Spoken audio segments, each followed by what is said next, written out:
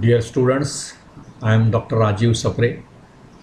This is lecture number 17 about the chapter Permutations and Combinations. See, in the previous lecture, we have done something new. What was that new thing? Instead of distinct objects now, you have some objects are identical. Okay, then how many permutations are possible? So what was the rule? I will repeat the rule here. In all, there are n objects, but they are not all distinct, right? They are of different k type of objects are there. त्याच्यामध्ये n1 objects of type 1, n2 objects of type 2, like this, and then nk objects of type k, and addition म्हणजे type 1चे जर objects घेतले मी n1, type 2चे objects घेतले n2 etcetera, आणि type केचे objects घेतले nk, तर यांचं addition होईल n. मग ह्याची किती परम्युटेशन्स येतील? How many permutations of these n objects are possible? So that number is n factorial divided by n1 factorial into n2 factorial etcetera up to nk factorial. This is the answer. Okay, so this is one thing. आता ह्याच्यामध्ये बघा, हा जो exercise आहे 3.4, you can solve this. Some problems at least we will discuss, not all. Okay, but they are using this result that we have written here. पुन्हा एकदा फरक लक्षात घ्या, n ऑब्जेक्ट्स डिस्टिंक्ट असणं आणि त्याच्यामधले ऑब्जेक्ट्स आयडेंटिकल असणं, सम ऑब्जेक्ट्स आर आयडेंटिकल, ह्या वेगवेगळ्या गोष्टी आहेत. ठीक आहे. मग आता बघा, इथे काही प्रॉब्लेम आहेत बघा याच्यामध्ये. Find the number of permutations of the letters in each of the following words. बघा त्यांनी काय दिले, दिव्या, त्याच्यानंतर शांताराम, नंतर रिप्रेझेंट असे शब्द दिलेले आहेत, बालभारती. बघा आपण आता काही त्यातला पहिला जो प्रॉब्लेम आहे त्याचा विचार करूया. बघा problem number 1 from the exercise 3.4, आणि हा एक दोन वर्ड त्यातले घेऊया. शांताराम हा एक घेऊया, Shantaram. Okay, now what happens here? Actually how many objects are there? 1 2 3 4 5 6 7 8 9 objects, totally 9 objects. Okay, but so numerator will be 9 factorial, that is obvious. Now it will divided by s. किती वेळा आलाय बघा याच्यामध्ये? s is appearing only once, so that list we have to prepare. s appears once, so this is done now. h is also appearing only once. Then a is here and here, so a is appearing 3 times. Okay, then what about n is appearing once, n is once, t 1, and then m, it is also appearing once. मग आता बघा 1 2 आणि 3 5 आणि 3 8, अजून एक शब्द, अजून एक लेटर उरलं आपलं. What is that? r is also appearing only once. म्हणजे काय झालं, डिनॉमिनेटरला मी काय लिहायचं? 1 factorial into 1 factorial into 3 factorial into 1 factorial into 1 factorial into 1 factorial into 1 factorial. But 1 factorial being 1, I did not write. It is just 1, and so 3 is the important issue. So 9 factorial upon 3 factorial is the answer. I hope you understand.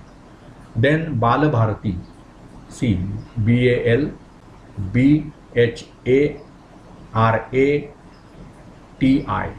Balabharati, Balabharati. मग इथे काय झालं? 1 2 3 4 5 6 7 8 9 10 objects आहेत.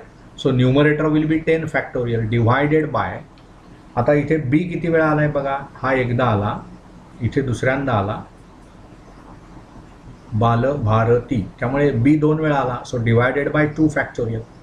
ए किती वेळा आलाय? इथे एकदा आला, इथे एकदा आला, इथे एकदा आला, 3 टाइम्स, सो इथे 3 फॅक्टोरियल घ्या. त्याच्यानंतर बाकी काय रिपीट होतंय बघा, l is appearing once, so I need not write that. Okay, पण आपण एक यादी करावी, दॅट इज बेटर वे.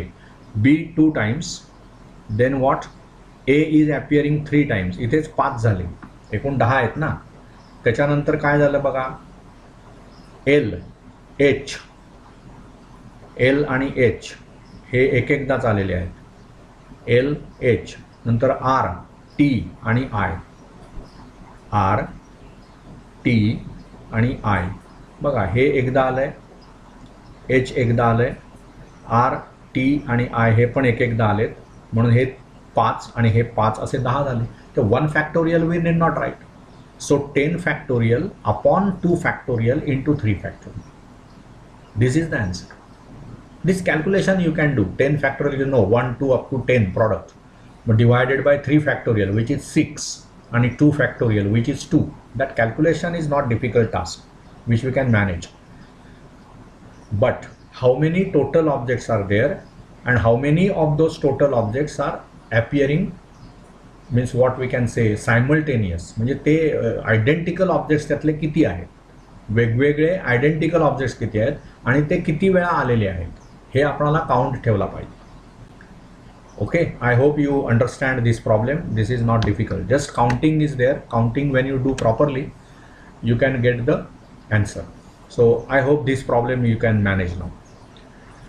आता बाकीचे प्रॉब्लेम्स तसेच आहेत, यू कॅन ट्राय देम. बघा, फाइंड द नंबर ऑफ, इथे फॉर एक्झाम्पल हा प्रॉब्लेम बघा.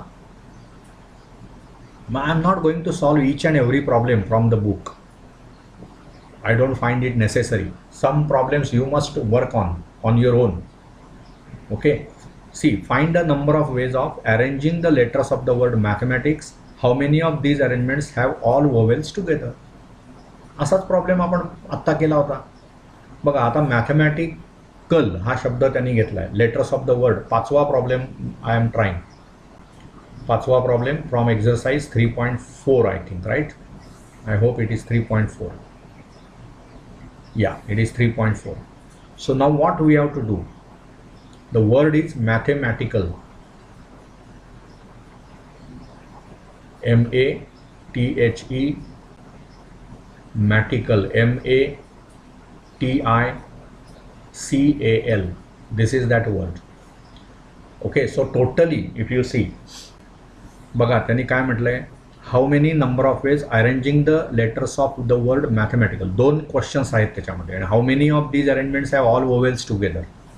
तर आधी ह्याच्यामध्ये किती लेटर्स आहेत एकूण, 1, 2, 3, 4, 5, 6, 7, 8, 9, 10, 11, 12. So n is 12.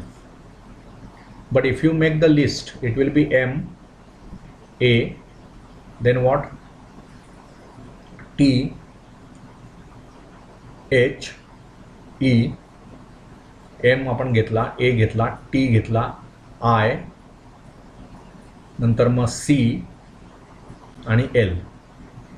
मग त्याच्यामध्ये M किती वेळा आलाय, एकदा, दोनदा, मॅथमॅटिकल. सो M हा 2 वेळा आलाय. A किती वेळा आलाय, इथे एकदा आलाय, इथे एकदा आलाय, इथे एकदा आलाय. So A is appearing 3 times. T mathematical, त्यामुळे इथे टी आहे, इथे टी आहे. So t appearing 2 times. H, h is appearing once. E, e इथे आलेला आहे, आणखी कुठेच नाही आहे. So it is 1. I is also appearing once. C आणि एल अपिअरिंग वन्स. मग हे 2 आणि हे 3 5 आणि 2 7 आणि हे 8 आणि हे पुढे 1 1 4 12. So total 12 we got. तेव्हा ह्याच्या डिस्टिंक्ट अरेंजमेंट्स मला किती करता येतील. सो पहिला जो भाग आहे त्यातला number of ways of arranging letters. So number of ways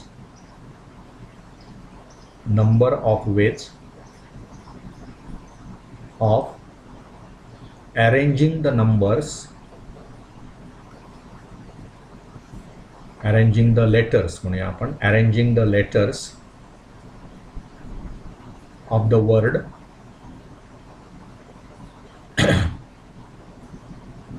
of the word mathematical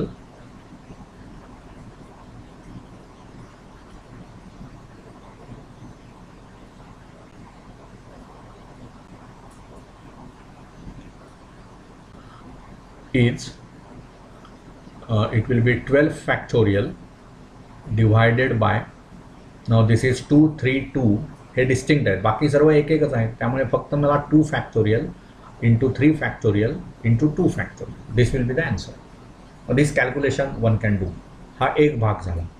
आता पुढे काय म्हटलंय बघा, how many of these arrangements have all vowels together. Vowels किती आहे त्याच्यामध्ये, तर ए हा एक वोवेल आहे, त्याच्यानंतर ई हे वोवेल आहे, I think these are the, आणि I is there, but okay. So there are 4 vowels, 3 आणि ई आणि आय, 5 वोवेल्स आहेत म्हणजे त्याच्यामध्ये. देर आर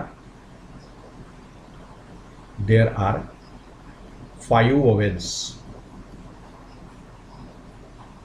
कुठले 5 वोवेल्स, तर ए appearing 3 times, then E appearing once, and I appearing once.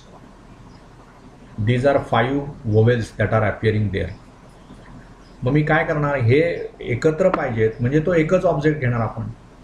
त्यामुळे ह्या 5 ऑब्जेक्टच्या ऐवजी मी एकच ऑब्जेक्ट आहे असं गृहीत धरणार. So let as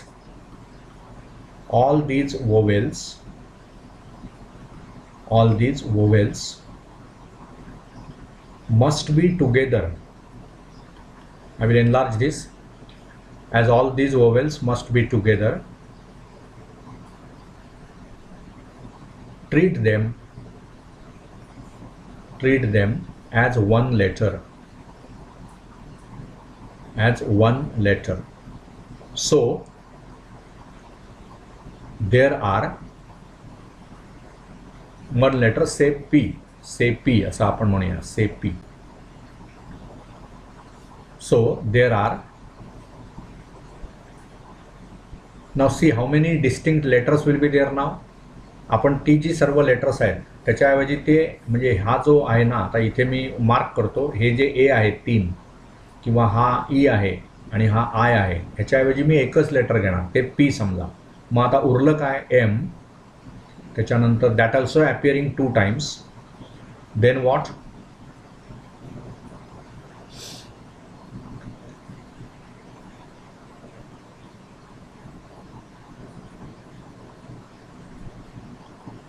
T, H, then what, C and L. Okay, so 1 2 3 4 5 6 letters उरली. इथे आपण 4 लेटर्सचं एकत्रीकरण केलेलं आहे, म्हणजे ती 10 झाली आणि ही 2 आहेत म्हणून ती 12 आहेत ॲक्च्युअली. हे आता किती झालं बघा, एम हे पी मध्ये 4 लेटर्स आहेत ना, 5 आहेत ॲक्च्युअली, पी मध्ये 5 आहेत, त्यामुळे हे 5, हे 2 7 आणि ही 4, 5 आणि 2 7, आणि हे तुमचं THCL. आणखी काय उरलं का आपलं, THCL, राईट, इट इज ना. म्हणजे तुम्ही एकूण तुमचा काउंट 12 व्हायलाच पाहिजे ना, तो महत्त्वाचा आहे. मग हे 5, एममध्ये 2 आहेत, एम 2 वेळा आलेला आहे त्यामुळे ते 2 7 झाले, आणि मग हे 4 होत आहेत ना. मग कुठेतरी चुकतंय का आपलं, बघा जरा, चेक करा. 12 लेटर्स आहेत ना, 1 2 3 4 5 6 7 8 9 10 11 12. ओके, ए आपण घेतला आहे ना, तो ए किती वेळा आला आहे बघा, 1 then 2 3, that is okay. A is appearing 3 times, then e is appearing, e एकदाच येतोय, so that is okay. I is also appearing, it is also appearing 1, so there are 5 vowels, that is okay. मग ते 5 vowels मी जर एकत्र घेतले, एकच object म्हणून घेतला, तर उरले 7. म्हणजे एकूण आता ऑब्जेक्ट्स किती झाले आपले, 8 ऑब्जेक्ट झाले. मग इथे काय होतंय बघा, 1 2 3 4 5 आणि हे 2 7, बरोबर आहे. 1 2 3 4 5 आणि हे 2 आहेत ना, एम 2 आहेत, म्हणजे एकूण 7 object. So that is right now. So एकूण ऑब्जेक्ट्स माझ्याकडे आत्ता किती आहेत, तर एम ह्याच्यामध्ये 2 वेळा आलेला आहे. So there are 7 objects, correct, 7 objects are there. मग त्याचे अरेंजमेंट्स किती होतील, तर 7 फॅक्टोरियल, परंतु त्याच्यामध्ये m 2 वेळा आलेला आहे, त्यामुळे मला 2 ने डिव्हाइड करावं लागेल. 7 फॅक्टोरियल अपॉन 2 फॅक्टोरियल एवढ्या अरेंजमेंट्स होतील. Considering all the vowels together. 7 factorial upon 2 factorial जे अरेंजमेंट्स होतील त्याच्यामध्ये सुद्धा कसं आहे बघा, पी हे वोवेल्स आहेत आणि ते किती आहेत एकूण 5. पण त्यांच्या किती अरेंजमेंट्स आपापसात होतील, तर किती होणार बघा ना, ए 3 वेळा आलेला आहे, ई 1 वेळा, I 1 once. So among themselves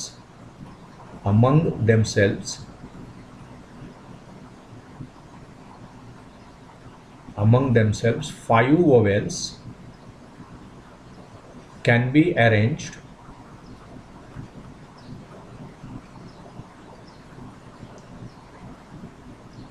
in 5 factorial divided by 3 factorial. That means 20 ways. So total number of arrangements,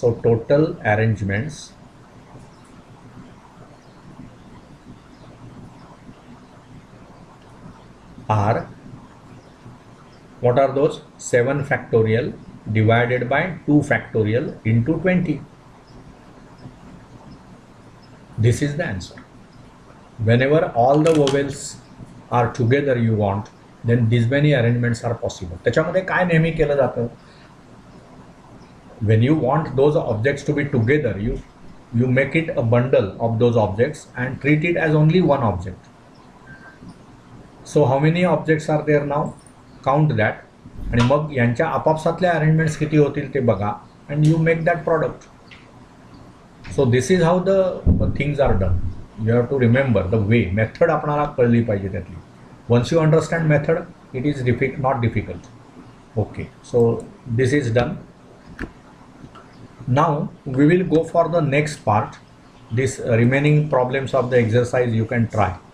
Now there is something called circular permutation, and that is another issue. Circular permutation म्हणजे काय हे आपणाला एक समजलं पाहिजे. Because up to this moment we were working on linear permutations where objects are arranged in a line, in a row. But now whenever you are arranging those in case of as a circle, around a circle, then what happens? That difference we have to understand.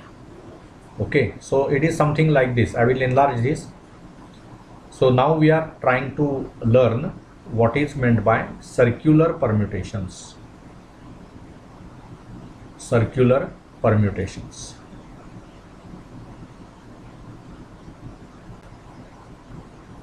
Okay, what does it mean? See, suppose you have, this is some suppose circle. Okay, and on the circumference of this circle you have some objects. Say here it is A. I will just take say 3 objects, A, B and C. Suppose they are in a line, A, B and C, distinct objects. Then how many arrangements can be done? So linear arrangements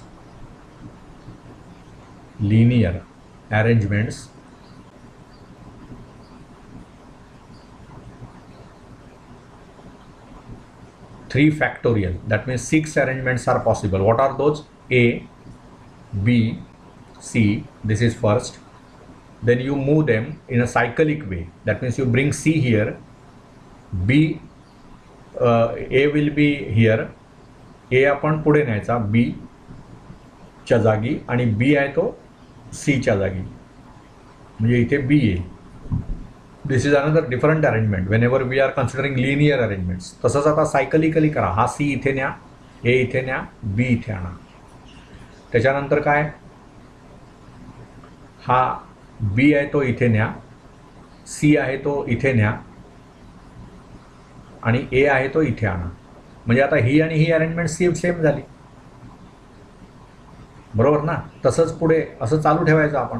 ABC आणि हे बघा, आता ह्या cyclically मी जेव्हा करतोय ना त्यावेळी इथे ही अरेंजमेंट आणि ही अरेंजमेंट सेम आहे, परंतु CAB, ABC आणि BCA आर डिफरंट अरेंजमेंट्स. आता इथे काय होतं, हा जर A आहे तो तुम्ही इथे आणला, नंतर हा B इथे आणला आणि हा C इथे नेला, तरी ही तीच अरेंजमेंट आहे. कारण तुम्ही विचार केलात ना, ए समजा या टेबलकडे तोंड करून बसलेला आहे, तर त्याच्या उजव्या हाताला सी आहे, डाव्या हाताला बी आहे. आता पण तेच झालं, उजव्या हाताला सी आहे, डाव्या हाताला बी आहे. Same arrangement we are getting. तसंच हा सी जो आहे तो इथे आणलात, हा ए आहे तो इथे नेलात, आणि हा जो बी आहे तो इथे आणलात, तरी ती सेम अरेंजमेंट आहे. बघा, एच्या उजव्या हाताला आता सी आहे आणि डाव्या हाताला बी आहे. Same arrangement. त्यामुळे ह्या 3 लिनियरली आपण घेतल्या असत्या तर त्या वेगवेगळ्या अरेंजमेंट्स आहेत, पण as a circular they are same. त्यामुळे किती ऑब्जेक्ट्स आहेत, तर इथे 3 ऑब्जेक्ट्स आहेत. त्यामुळे जर त्या लिनियर अरेंजमेंट्स मी केल्या असत्या तर 3 फॅक्टोरियल अरेंजमेंट्स झाल्या असत्या.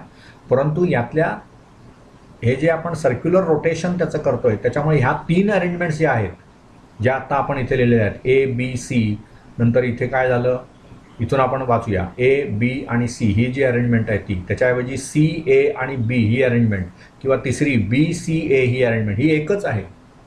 ज्या लिनियरली वेगवेगळ्या असत्या त्या इथे एकच अरेंजमेंट आहे. कारण जेव्हा तुम्ही सर्क्युलर बसता त्यावेळी डाव्या हाताला कोण आहे, उजव्या हाताला कोण आहे, तो जर तोच व्यक्ती असेल तर ती सेम अरेंजमेंट आहे. आणि त्याच्यामुळे आम्हाला इथे त्या 3 अरेंजमेंट सेम असल्यामुळे तेवढ्याने भागावं लागेल. त्यामुळे 3 फॅक्टोरियल भागिले 3, so it will be 2 factorial. हाच रूल जर जनरलाइज केला आपण तर आपल्याला काय फॉर्म्युला मिळणार. हा रूल जनरलाइज करा. Instead of just 3 we have taken there just to understand the matter, but in general there will be n objects. म्हणून त्याचा रूल काय होईल बघा.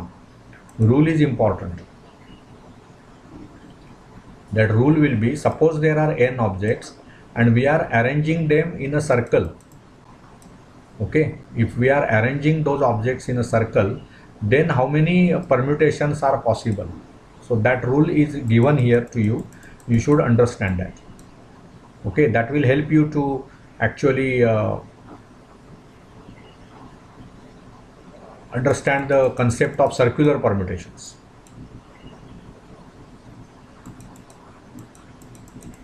The rule is here, so that when you understand that, हे बघा, circular permutations, they have started it here, and the rule is here, right? Therefore, number of circular arrangements is n factorial upon n, that is n minus 1 factorial. आणि त्याच्यामध्ये पुन्हा अनेक गोष्टी आहेत, त्यामुळे आपण फार त्याच्या डिटेलमध्ये जाण्याची काही गरज नाही फारशी. Circular arrangements does not have a fixed starting point. कसं आहे, एका लाईनमध्ये आपण लोकांना बसवणार त्यावेळी एक स्टार्टिंग पॉईंट काहीतरी असतो. सर्क्युलर अरेंजमेंटमध्ये ते गोलच आहे सर्व. हा स्टार्टिंग पॉईंट आणि हा स्टार्टिंग पॉईंट असं काही नाही आहे. त्याच्यामुळे आत्ता तरी एवढंच लक्षात ठेवा की suppose there are n objects are there.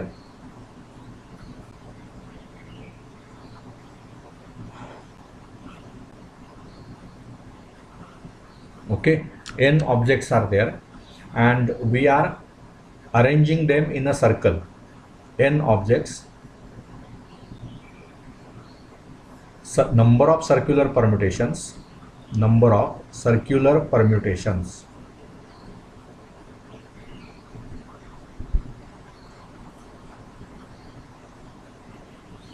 will be n factorial divided by n, and so it is n minus 1 factorial. So this much you should understand.